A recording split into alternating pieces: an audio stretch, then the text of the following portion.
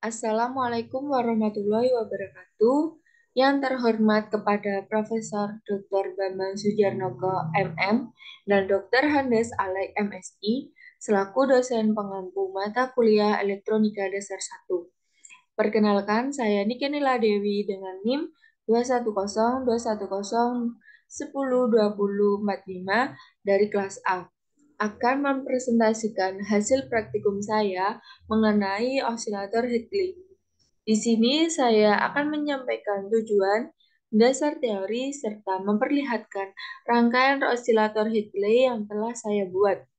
Untuk tujuannya, mahasiswa mampu memahami bentuk dan penggunaan rangkaian osilator Hartley pada sebuah rangkaian listrik. Dasar teori yang saya buat yaitu osilator adalah suatu rangkaian elektronika yang dapat menghasilkan sejumlah sinyal listrik secara periodik dengan amplitudo yang konstan. Suatu osilator yang dapat memberikan tegangan keluaran dari suatu bentuk gelombang yang dapat diketahui tanpa adanya penggunaan sinyal yang masuk dari luar. Osilator yang mengubah daya arus searah atau biasa disebut dengan DC dari catu daya ke daya arus bolak-balik. Osilator tersebut atau bisa disebut dengan AC dalam beban. Dengan demikian, fungsi dari osilator berlawanan dengan penyearah yang dapat mengubah daya searah ke daya bolak-balik. Pada umumnya, sinyal listrik DC atau sinyal searah searus dari power supply akan dikonvensikan oleh rangkaian osilator yang dapat menjadi sinyal listrik AC atau listrik arus bolak-balik sehingga dapat menghasilkan sinyal listrik yang periode dalam amplitudonya yang konstan. Untuk hal ini, osilator Hartley sendiri merupakan osilator rangkaian tertala yang masih banyak digunakan. Untuk hal ini, frekuensinya yang dihasilkan oleh osilator Hartley dengan mudah diubah-ubah menggunakan kapasitor variabel yang mana dengan cara mengubah nilai kapasitansinya. Untuk amplitudo yang dikeluarkan dari osilator Hartley tersebut yaitu konstan sebanyak kawasan frekuensi tadi. Amplitudo untuk kelemahan dari osilator Hartley ini merupakan banyaknya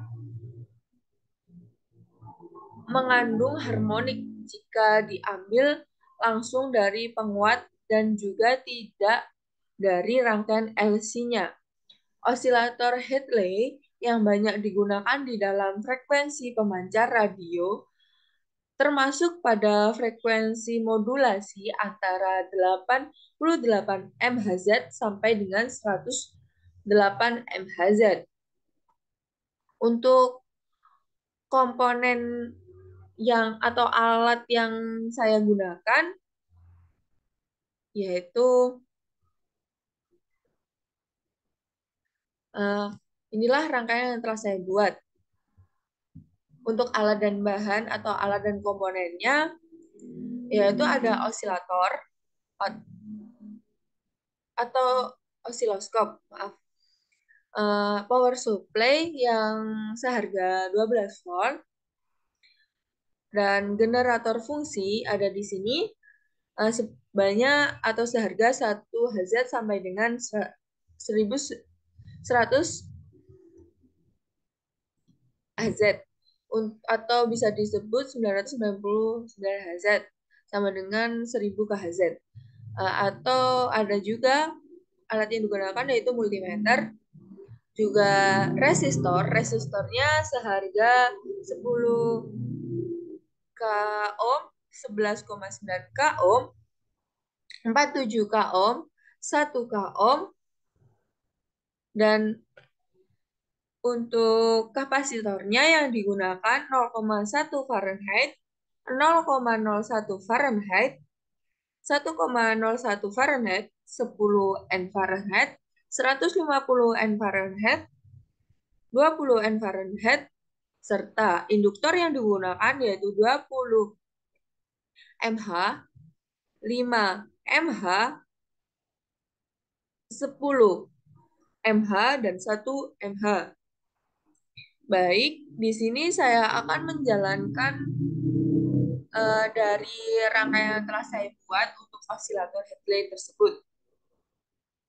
Untuk osilator Hadley memang menggunakan osiloskop. Baik, kita akan menjalankan terlebih dahulu. Kan tadi sudah dijelaskan bahwa variabel untuk frekuensi yang dihasilkan itu dapat diubah-ubah, maka akan menjadikan nilai kapasitansinya akan berubah-ubah, tetapi tetap konstan. Untuk hal ini, gelombang sinusoida yang dihasilkan pada osiloskop maka akan juga berbeda tetapi tetap konstan. Baik, kita mulai dari 5 KHZ terlebih dahulu. Untuk 5 KHZ dan tim base skalanya 20, channel A-nya 10 dan channel B-nya 10, sama-sama nanti akan konstan. Nah, di sini dapat terlihat bahwa gelombang sinusoidanya akan lebih renggang atau membentuk gelombang sinusoida yang terlihat pada gambar berikut. Pada gelombang ini frekuensinya 5 KHZ. Untuk diubah-ubah menjadi 10 KHZ, maka gelombang sinusoidanya akan membentuk lebih rapat. Jika dibandingkan dengan frekuensi 5 KHZ tadi, lebih renggang. Pada gelombang ini, frekuensi yang dihasilkan itu akan tadi kan di sini lebih rapat. Nah, jika pada frekuensi 15 KHZ, perubahannya terjadi ialah, gelombang sinusoidanya akan lebih rapat. Untuk itu, pada 20 KHZ, gelombang sinusoida yang dihasilkan pada osiloskop ini untuk rangkaian Hadley itu akan lebih rapat seperti gambar ini. Nah, untuk 25 KHZ, maka yang dihasilkan kan lebih rapat. Nah, seperti ini. Coba dihentikan terlebih dahulu.